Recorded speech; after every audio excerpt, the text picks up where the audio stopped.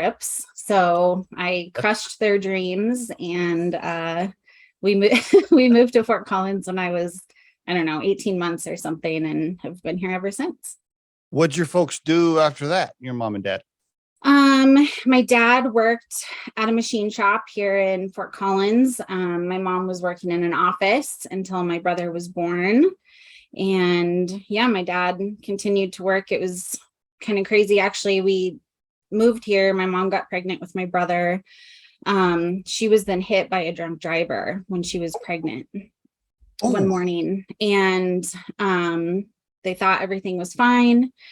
My brother was born and realized he had multiple issues. Not sure if it was from the accident or That's what, terrible. but yeah, totally unexpected. Like, I mean, of course, imaging and ultrasound wasn't then what it is now. Yeah. So my mom quit her job. My dad continued to work for various machine shops, eventually becoming the general manager of a machine shop in Greeley. But my mom, quit her job to take care of my brother, and lived in Fort Collins. And your brother, is he how much younger? He's 2 years younger than me, so we're very close in age. Got you. And did he, do you mind me asking, like a full-time care, like he can't be on his own? Does he still live with your parents? Yeah, he still lives with my parents. There's no one thing that he has, like you can't say he has Down syndrome or he has microcephaly, he has very severe scoliosis, he's almost completely deaf. He has seizures very, throughout his life. So he just has all of these, medical things that were never really like explainable or, and that, during the first part of his life, it was like every 6 months he'd get diagnosed with something else. He wasn't born deaf. He just started losing his hearing at one point. And as a result of that, my parents, the medical bills were 7-figure medical bills. My parents struggled financially just due to. Probably always have, probably still do. Yeah. It's it's very consuming. He would spend months down at Children's. I remember my mom living in the Ronald McDonald House, and us going down there to see her and Brandon. And yeah, how old is he now? He's 34 now. And your mom still takes care of him, basically. My mom and dad, yeah. Yeah. Bless your mother. Wow. I know. Yes. Right. Like she's a saint. Wow. Okay. They are for sure. Yeah. We learned after the fact that, we don't know for sure, but my dad developed lymphoma and prostate cancer as a result of Agent Orange exposure in Vietnam. Oh my gosh. So it's possibly connected to that. That, my dad being exposed to Agent Orange impacted my brother somehow, but we'll probably never know. Wow. How's your dad doing with the prostate stuff? It's been several years worth of, chemo radiation for both the lymphoma and the prostate cancer. But at the moment he's, good. Still working? Is he still working? No. Yeah. Yeah, when he went through just so much chemo that he just has neuropathy. And damn, your parents are tough. Your parents are tough. Yes. Yeah. So when you meet people and are like, "Oh, I have problems in my life," you're like, "No, you don't." No, you don't. My mom and my dad. Right? Yeah. Let me introduce you to my parents. You don't have any problem. Yeah. Oh, wow. I don't know. That's one of the things that I like. My parents are so just strong that you would never look at them and know like what's going on in the background. Right. And so I don't know. And I don't like, even in like coworkers or employees or whatever, when they're going through a tough time, you just never know what someone has going on behind the scenes. Isn't that so? Everybody has something. Yes, absolutely. Something. There's always something behind the curtain. Yes. Whether it's financial, mental, physical, family, all something. Everybody is battling something. Yes. All the time. The pain topic, and I've done podcast episodes on this whole, everybody's battling something, whatever it might be. Yeah. For me, personally, pain is the one thing. I can deal with a lot of shit. I mean, you can throw almost anything towards me, but I'm a wimp when it comes to pain. Like if I'm in pain, I am not good. Like I'm not good. And I know as I get older, I'll be 55 this year. And as I get older, I have friends that are or older people that are starting to develop whatever, prostate or just whatever it might be. Yeah. And then they're in pain every day. And now they're having to take injections or they're taking pills. And it's like, oh shit, I don't know. I don't want to do that. Oh man. Well, bless your parents. Okay. So that obviously shaped your childhood in so many ways, whether it's patience that you developed because you haven't because it would take a lot of patience to live in that situation.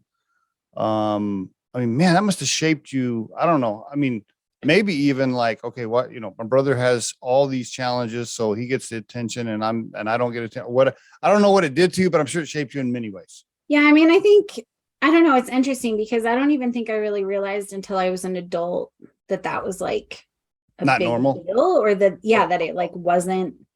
I mean, my parents were so intentional about, I have another younger brother. So so my brother with disabilities is 2 years younger than me. And then I have another brother who's 6 years younger than me. I see.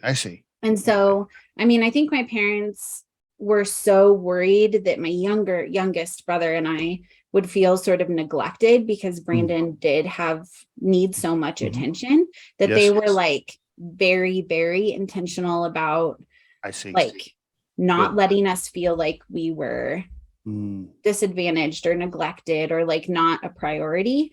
And I think the biggest thing that it did was I felt I always wanted a really big family. I wanted lots of kids, but I never wanted to be underprepared in terms of like, if I had a family, I didn't want to have a family and not be financially stable. Yeah. Or, because I saw like my parents were both very, very hardworking, educated, like, stable up until this happens. And it's like, that's out of your control. I mean, what are you going to do? Just let your kid die? Right. Yeah, I mean, right.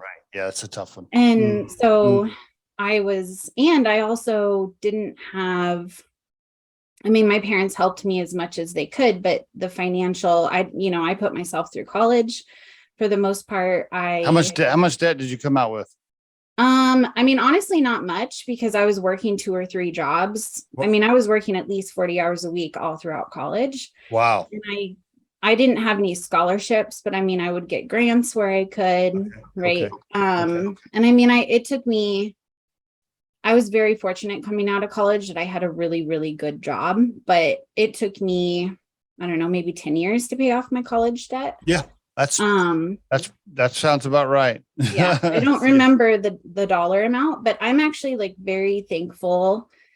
I mean, if I look at my friends, most of my friends that I had in college, right, they had a backup plan, which was mom and dad. Yeah. Right. Like mom and dad were paying for college. Mom and dad were helping them on their, rent, their car payment. Yeah. They may have had like a summer job or, like a part-time gig here or there, but like the amount I was much more intentional about, I can't waste my time in these classes because like I'm paying for this, right? It cost me $5,000 if I have to take this class again or whatever. So it's like and my husband and I have talked a lot about like, I don't think we're going to pay for our kids' college. Yeah. Yeah. Yeah. It definitely makes a difference. So you're married. I'm married. And how long you been married? It'll be 13 years on the 11th. And I'm looking at your LinkedIn profile and I see 3 children. So I'm guessing there's 3.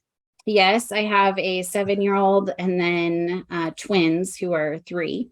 They're twins. Okay. Okay. All Yeah, right. Yeah. Yeah. that was definitely a surprise.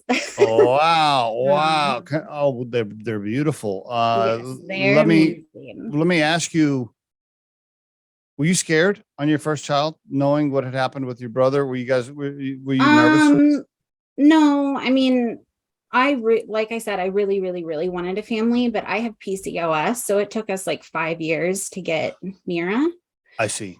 So we battled infertility. I had a miscarriage. We had Mm, Mira, and mm, then didn't intend to wait 4 years between children. I see. But again, had a very hard time getting pregnant, was actually in between fertility treatments when I got pregnant with the twins because my husband had gone to Mexico for work. And this was when Zika was like a big deal.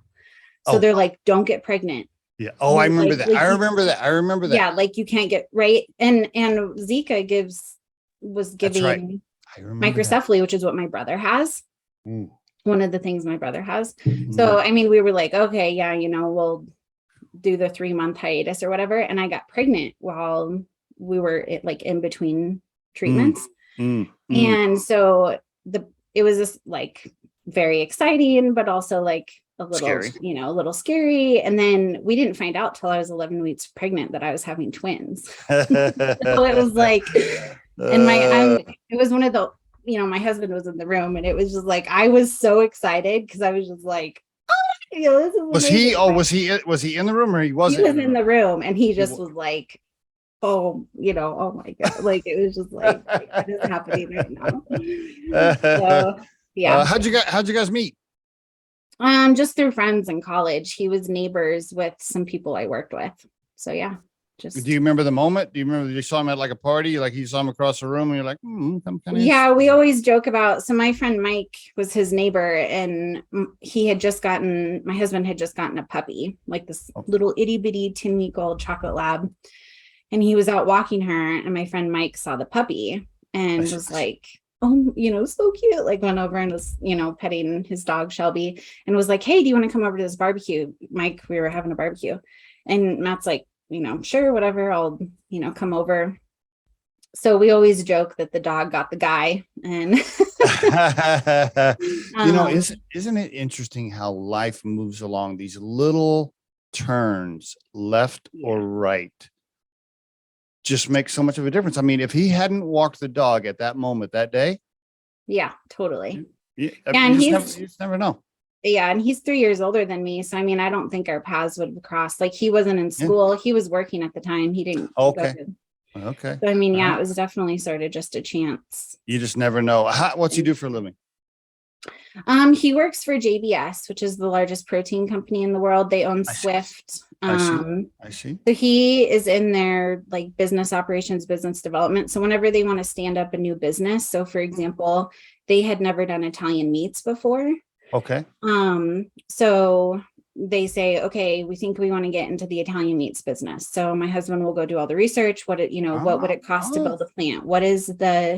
Um, what is the market? What would the cost be?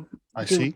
all of those things, right? And then he'll go through the process of actually standing up the business. Very good.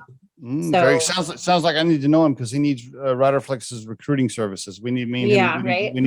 We need to talk. Yeah, he doesn't do as much hiring as he used to. He used to have a whole team. Do he used to be over multiple businesses, packaging, ingredients, Oh, specifications, and did lots of hiring, but he was ready to be out of that. So I got you. You've seen so many changes in Northern Colorado since you were growing up. I mean, holy cow. And right now with the explosion, I live in Johnstown down here where, yep, south of very similar. Centera, and it's just crazy, man. Yep, Wow. Right. I mean, when you were growing up, if you go to Fort Collins to Denver, it's like countryside, right? absolutely. Mostly. Yeah. Yeah. I mean, my parents' house used to be just surrounded by like horse fields. And now it's nothing Do but you houses. like it as a long-term, resident in Colorado? Do you like the growth or you wish it would stop? I mean, I think it's a double-edged sword, right? I think there's benefits, but I also Yeah. think that at some point you get too big, right? And you lose some of the open Yes. spaces, you lose some of Yes. the small Yes. town feeling, right? So, I mean, I still love Fort Collins, obviously, I'm still here, but yeah, I mean, it's changed. It Yeah. is. What I always tell my wife is like, I want my property value to continue to go up, but I don't want more people. Without all the people. Yeah. How do we do both? Can you do both? I don't think it's Yeah. hard. It's hard to do. Yes, absolutely. So what happens? You get out of school and your very first job is Madwire. I Well, mean, you've been there like 11 years. How long have you been there? I've been at Madwire for 10. 10 years. Wow. But yeah, I worked all through college. I actually graduated high school early. I had a really couple rough years in high school and decided high school is not the place for me. So I Whoa. Let's okay. Hold I don't know on. if you want to hear that story. Yeah, let's give us I mean, without going into too much detail, I was dating an older guy who got into trouble with the law and ended up in prison for 6 years. Were you also arrested at some point? Oh no, I had nothing to do with what happened, but it was very, did you have to like testify? Yes. You were questioned. Yes. I did have my day. So, all right, for the listeners, Rachel just confessed that she was hanging around a major drug dealer when she was in high school. Okay, got it. We got it. Drugs or anything like that. It was, it was not. Right. He was actually, I mean, it was like a shock to everybody. It had nothing to do with drugs and it was kind of crazy. It was probably you didn't know he was a bad guy until like he was not like a bad guy. He just got mixed up with the wrong people, which I think is a very valuable lesson. Okay. And there was, I think that you have to be very careful who you hang out with, right? And you got that right. Who you associate with and who you spend time with. So what, that kind of blew up some things for you in high school with your family, it was very your public. I received a lot of, gotcha. I don't want to say criticism, but even teachers, right, were just very like really judgmental about that. I mean, I was still with him when he got sentenced, went away. Yeah. And received a lot of, I guess, kind of associated. They're trying to associate you with him. Like if he's bad, you're bad. Kind of, it's just hard, right? You're in high school, like you're trying to figure out who you are as a person. And I think being a teenager, honestly, is like hard. One of the most difficult things in the world, right? Like I think teenagers get a lot of flack, but in reality, like it's very difficult to have your entire life ahead of you. Like there's all this pressure on who are you going to be? What are you going to make of yourself? Right. Like, but you don't actually have control over your life. And so, yeah, I think it's very difficult. I had, and I just didn't receive the support that I think people should have, at least from the adults that were, the teachers, the principals, whatever, like they weren't. I got you. How about your parents? It was your parents? Yeah, I mean, my parents were great. They were concerned. Like it was definitely, I mean, you don't, I guess, once your daughter dating a felon, right? But your dad, was your dad like, Rachel, what the hell are you doing? Was there? I mean, they knew him, right? They knew, like we dated for it, all of this sort of happened while we were dating. So they knew him prior to all of this. And it was like, he was a t-ball coach. Like he was not like a bad person. So, I mean, it was hard for them. Like, I think they definitely straddled the line of like, we want to support you. We want to be here for you, but also like, this is very scary and like, what's going to happen. And we don't want this to define you or, so all those things. But I was done. I was ready to be done with high school. So what'd you do? Did you test it out? What'd you do? How'd you do that? Did you I just didn't have any off periods and, did as much as I could, took summer classes, like whatever. So I just was done early. Okay. And then went to CSU. Cool. Got into CSU. Congratulations. Thank you. Yeah. I was actually a double major interior design and marketing. Nice. and thought that I would go into interior design, but as it turns out, I'm a terrible interior designer. So that didn't pan out. I love it, but I'm just not super talented. But you got a job at Hewlett. You got a job at Hewlett Packard. I did, yeah. So I was sort of working my way through college. My junior year, I took this class that was actually sponsored by Honda through the College of Business. Okay. And Honda, it's through a company called Adventure Partners, which is like, it's a super cool concept for marketing students because you often don't get like this real world experience and what, a marketing firm actually does. Mm-hmm. And I loved that marketing was so creative. It's a very resilient industry, right? Like as long as somebody wants to sell products or services or ideas, like marketers are always going to be needed. Yep. So I thought, okay, I was taking this class and it was basically like a mock marketing agency where you actually had money from Honda and were advertising for the Honda Coupe. Cool. And so I got like elected isn't the right word, but the whole class voted on who they wanted to be like the CEO. Okay. That's cool. And I'm not naturally like super, I mean, I would have never like, hey, I just want to be, on the design team or whatever. Like that wasn't, but there was someone in this class who I had multiple classes with before. And he was like, Rachel would be perfect for this. And basically like convinced all these people in the class to like vote for Rachel. And I was just like, I don't know, like that. I'm not like, whatever, and, but it was a great experience for me because it illustrates how very much little things can impact. Like I can look at my life and see a very direct kind of trail of breadcrumbs where it's like, I was team assignments, right? I was always super involved, always did my part or more, like never wanted to let anybody down, right? And that led to this person saying, Rachel, this should be you, right? Good. And Good then stuff. At the end of the class, one of the local news agencies did a story about the class. And my professor told them, like, interview Rachel. They were going to interview him. And I was like, no, I don't want to, like, that's way outside my comfort zone. But especially because news, like if you're being interviewed for a news segment, there is no like second take, right? Yeah, we'll send you the draft. We'll let you approve it. No, none of that, right? Like you stand in front of the person interviewing you, right? And they ask you, who knows, whatever questions. Yeah. And then it's like, and that's it, right? Like it's airing as yours. So I was just like terrified, right? I was just like, no, good. But what's crazy is an executive from HP saw that interview. Oh, wow. The marketing executive and reached out to me and said, do you want an internship? And I was like, yes, please. So I interned at HP and I had finished my marketing degree and was still working on my interior design degree at this point. And they said, we'll offer you a full-time position. Like they basically made this full-time position for me, but I had to graduate. Is this when the HP building was still open in Fort Collins? Okay. Yes. Yeah. Okay. Over there on Harmony. Yeah. So they said, we'll hire you full-time, but you have to graduate. Right. Cause I mean, it's full-time. Okay. And I was like, cool. Okay.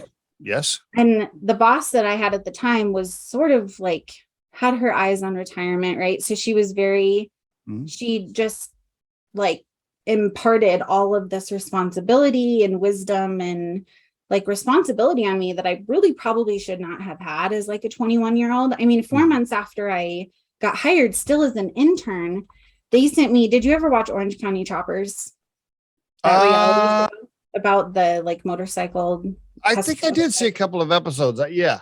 So they were one of our clients, and I mean, I'm I don't know, 20 at this point, like not old enough to be like representing HP with celebrities, you know what I mean? But like 4 months after I got hired, my boss was like, hey, you're going to New York and you're going to represent HP at this event for Orange County. Had you been to New York? You hadn't even been to New York at that point. No, I mean, no, like what?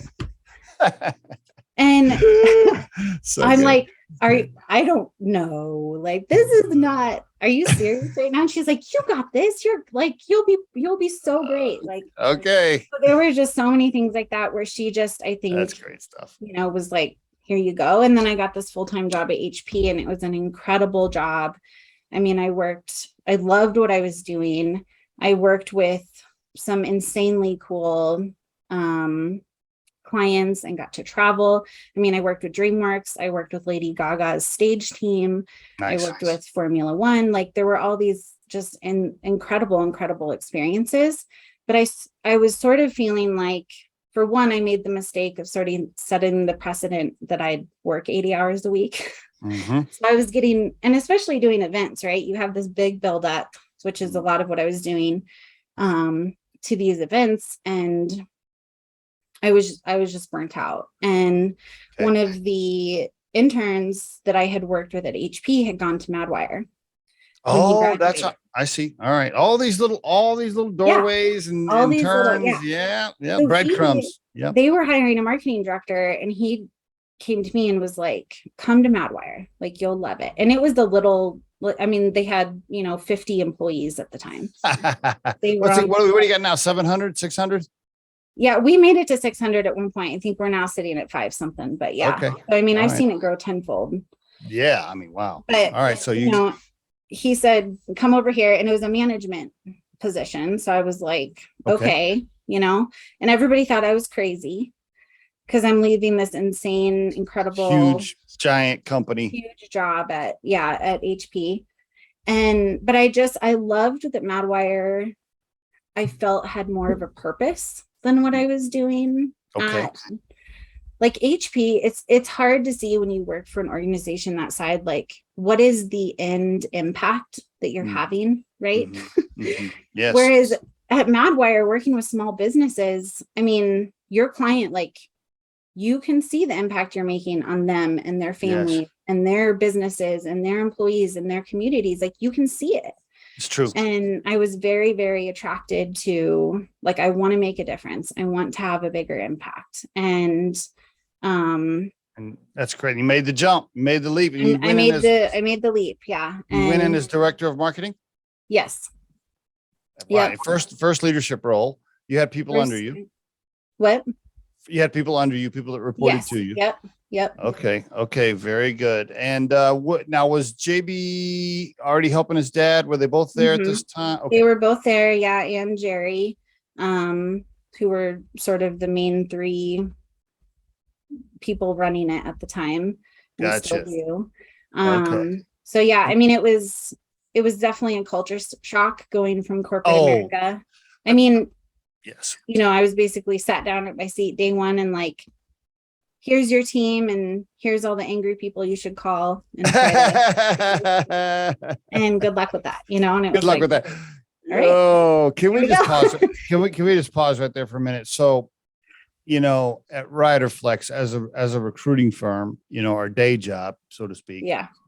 We're always very careful about moving a candidate from something like HP or Pepsi or something huge into a small company, because we have seen that not work so many times, right? It's as you experienced, it is a shock. Like, it is a complete shock to your system. Yes.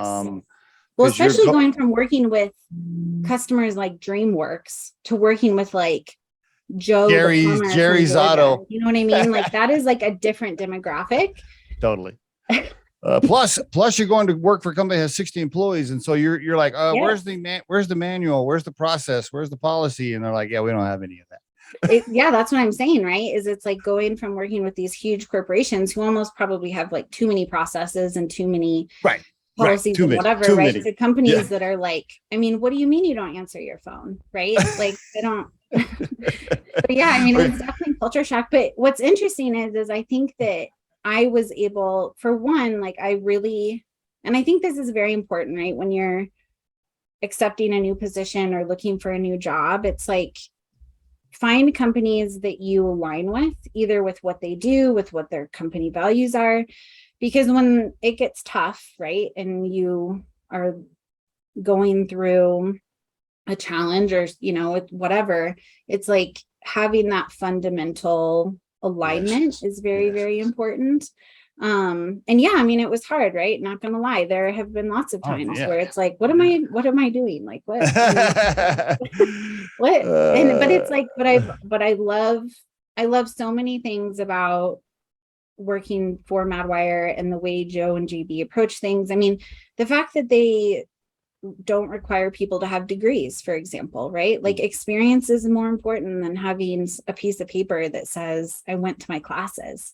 Like those types of things to me, because I would much rather take, hiring if I see that, yeah, you have 2 degrees, but like you never worked a day in your life before graduating college. Like I would much rather take the person who didn't graduate, right? But maybe worked several jobs. Like if I think there's any risk that I'm going to have to teach you how to adult, like that's going to be I love that. A hard pass.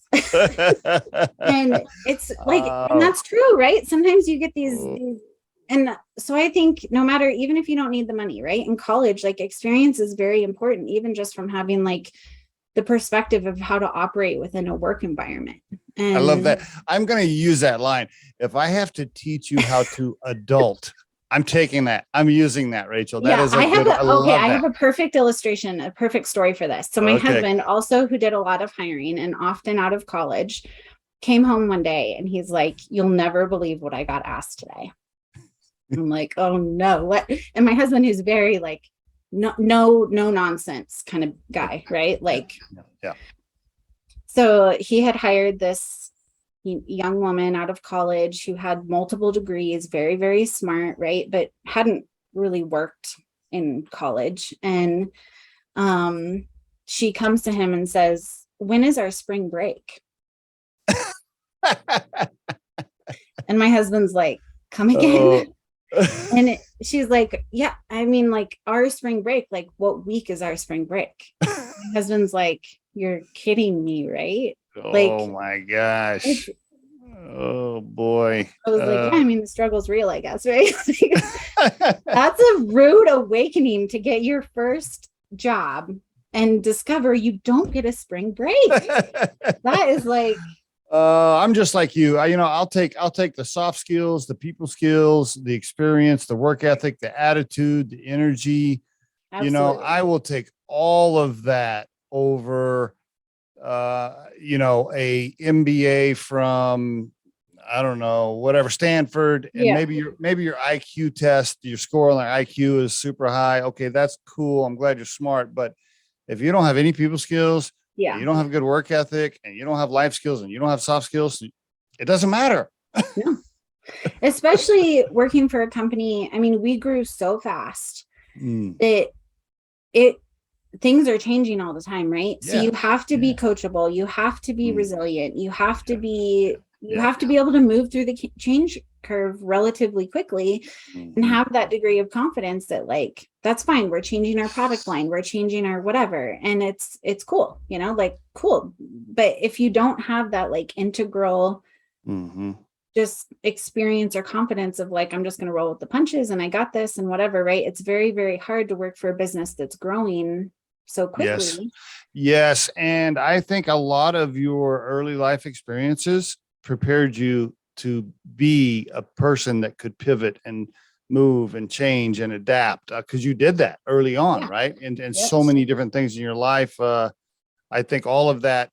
And then you actually had the opportunity to work for a bigger company. So you also had that experience to go, okay, I know what it looks like to be down here bigger, but I've also experienced all these other things. And then together, I think it shaped you to be able to scale and grow with Madwire and do all the things you've done and move up and continue to get more responsibility. So you obviously kicked ass and did well because they continue to give you more and more and more. And right now you're the chief customer officer. Tell me, what is that? Give me the overview of that position. What does that mean? Yeah. So if you think about like what a chief financial officer does for the finances for a business, right? They're like the voice of the finances on the executive team. Yeah. I'm responsible for doing that for our customer base, right? So how are we communicating with customers? How are we if a change is coming down the line, thinking through how is this going to impact our customers, right? And so I do all how of are our customers feeling? How are they feeling? yeah, How are they right. responding? So What are they analysis commenting of, on? Right. like I run all of our customer loyalty programs, our customer satisfaction surveys, our I see. online reputation. I do all of our customer service training. I mean, one of the, I had a unique, I think, skill set coming into Madwire because I had worked with these very, very serious, big companies, right? Like I learned quick at HP. I had to be very professional. I had to be very prepared. I had you don't go into a meeting with the CEO of Intel like not prepared, right? So you only do that once, right? You can do whatever you want on your last day. But Oh, you want to this is keep good. your job, you go in prepared. So it's like and there was no one else on the management team that had worked for corporate America. So I provided a unique perspective that was like, Okay. we want to get big, we want to grow, like we need to, it's sort of like, dress for the job you want, not for the job you have. Like, put the scalability in place, put the processes in place. We need to act like we're a big company to be a big company. And so, I was able to bring that perspective to the customer service side where it was like you're client facing, you show up prepared, right? You're professional, you are courteous, you don't lose your temper, this is how an escalation call goes, right? All of those things. And yeah, some of it was time and place, right? Like I was yeah, but you proved yourself. Yeah. I mean, maybe some of it, but those times and places were there because of the path that you had built for yourself and the position that you put yourself in. And so you took advantage of the things that came your way and you were ready for it. So congratulations on that. How many people under you? How many people on your team? Well, my role has shifted. So like at the height of COVID, for example, we had like 120 directors and customer service reps that I was co-managing. Which, as you can imagine, through the height of COVID was emotionally taxing and people management. I absolutely love, like, I'm very social, and honestly, I mean, I never started out my career and said I want to be an executive or I want to be in management. Like have you heard of Helpers High? No. So Helpers High is basically like the research shows that when you help other people, your body releases all of those good chemicals, serotonin and things. That's why people like helping other people. Gotcha. And I've always been, I 100% like, if I have a full day of meetings where I'm getting to coach people, help somebody with an account or whatever, like those are the days that I love.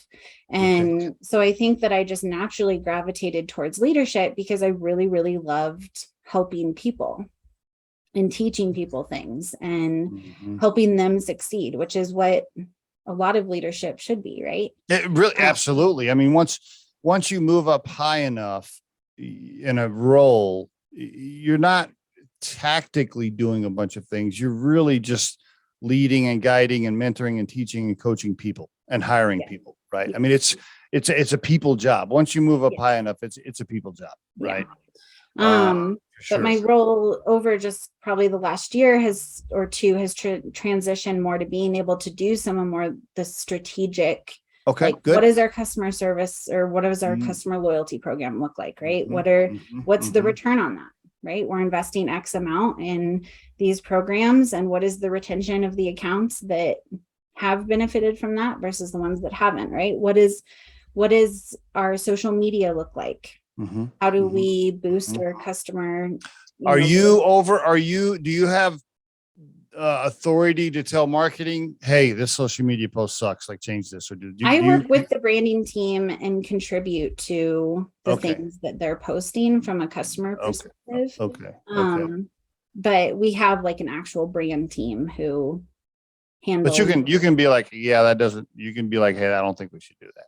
Yeah, I mean, it's a collaboration, right? Have you ever has JB ever posted anything and you're like, JB, no, take that. I don't think so. I mean, he's pretty good about Yeah, I heard you did a podcast with him one time and you were Yeah. asking him about, CEOs that like post these things and their PR team is just in the background like, oh no. Totally. He went on Twitter again, it's like, or whatever it may be. But I mean, JD's always been very, I He was think, careful. He was careful on yeah, our interview. I mean, he answered some stuff that I was trying to get him on some hot topics, but he was careful not to, and I think you should be as a, yeah, absolutely. I personally believe as a C-level executive, you got to be somewhat careful, right? You don't want to, there's Of no course. reason to piss off your client base Yes, absolutely. Or alienate them, right? Or or even, alienate them. By the way, speaking of that, I'm sure over time, because you're technically in the service business for marketing, right? Just like we're in the service business for yeah, recruiting. I'm sure over time you've had to quote fire clients. You've had to yeah, you've had to call them and say, "Hey, Johnny, listen, thanks a lot, but we really don't want to work with you not a anymore." good fit. Yep.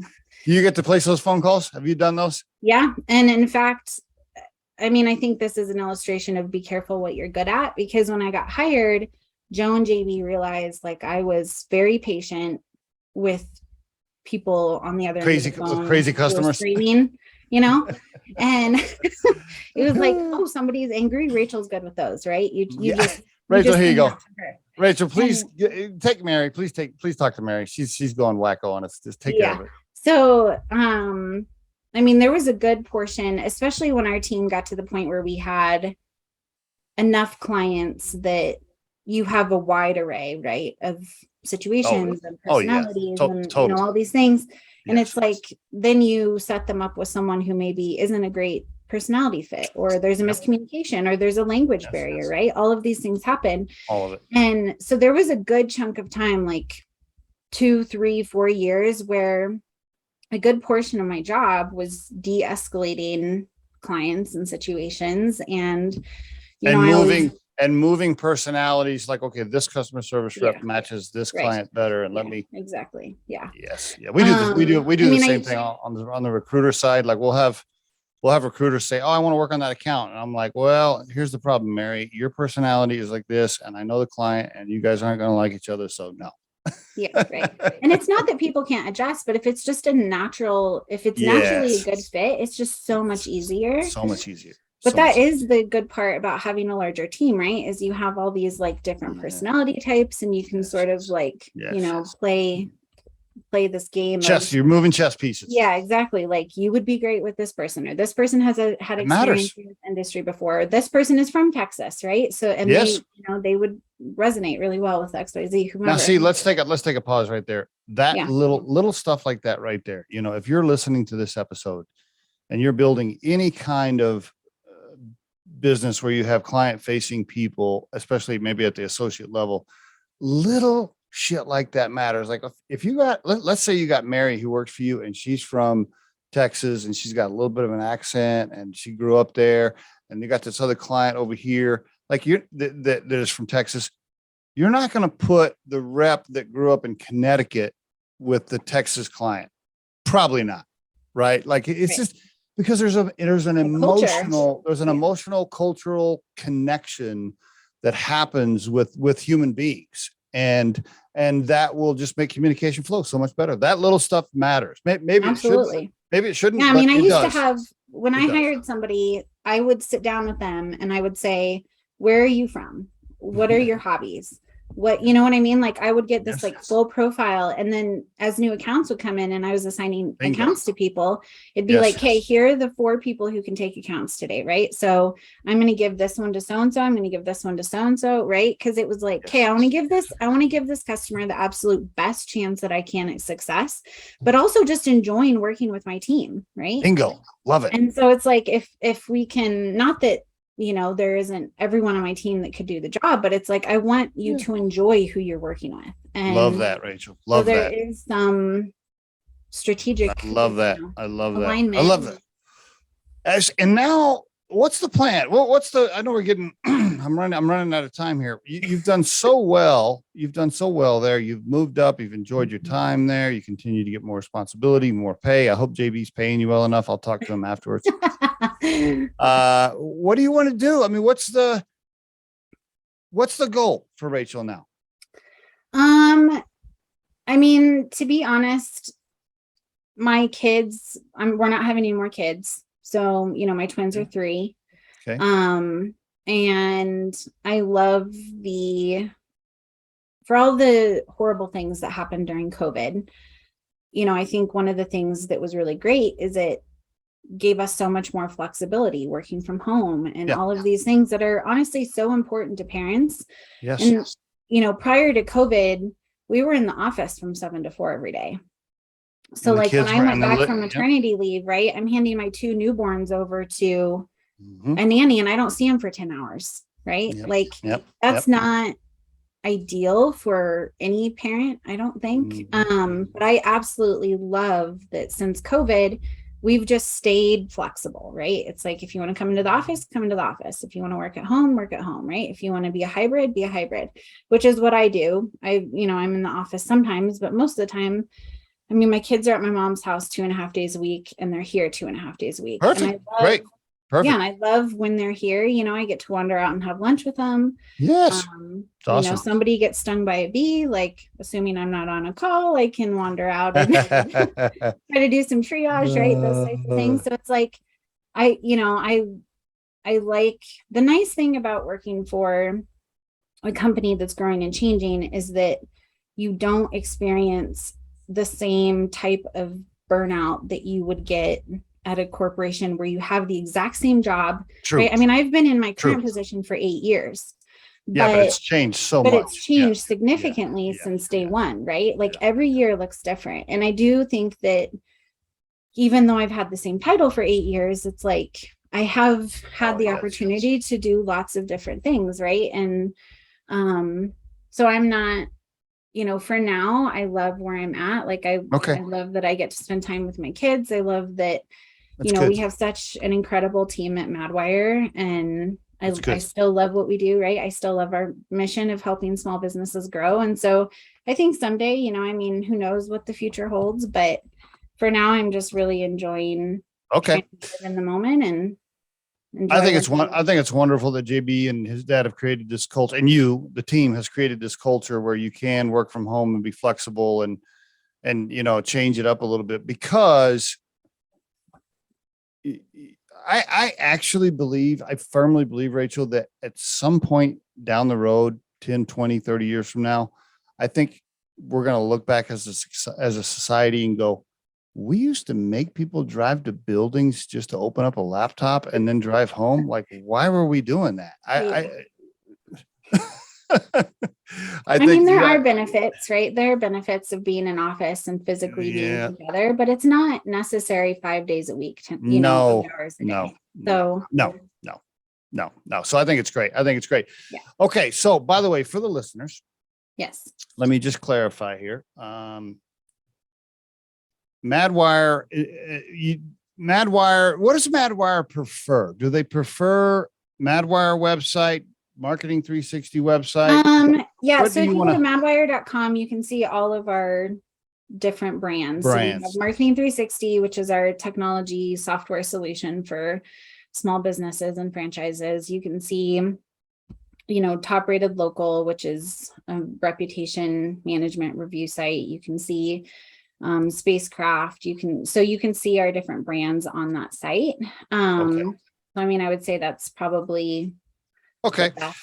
And I want to just say for the listeners that Riderflex, we partner with Madwire and Marketing 360, and they do a wonderful job for us. They've helped us not only with an awesome website, but with SEO, with Top Rated Local, with reviews.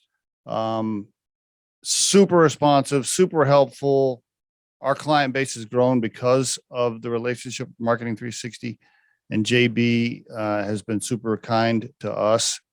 Brandon over there at Marketing 360 has been super awesome. So I am a big fan. And in fact, Marketing 360 is a sponsor at the beginning of every Riderflex podcast. That's how strongly we feel about it. So love what you guys are doing. Love it. Love what you guys are doing. Rachel, I really appreciate you sharing your story. And I appreciate you sharing all the personal stuff, which I think helps the listeners just really relate to you, as a human being. So thank you so much for doing that. I have one last question for you. Yeah. If you had to put your core purpose in life into a sentence or two, what would that sound like?